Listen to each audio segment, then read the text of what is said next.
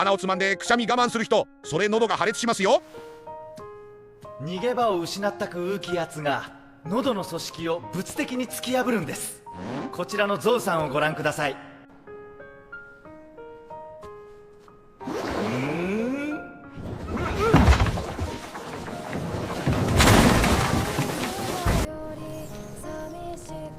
器官と一緒に次元も破裂しましたね。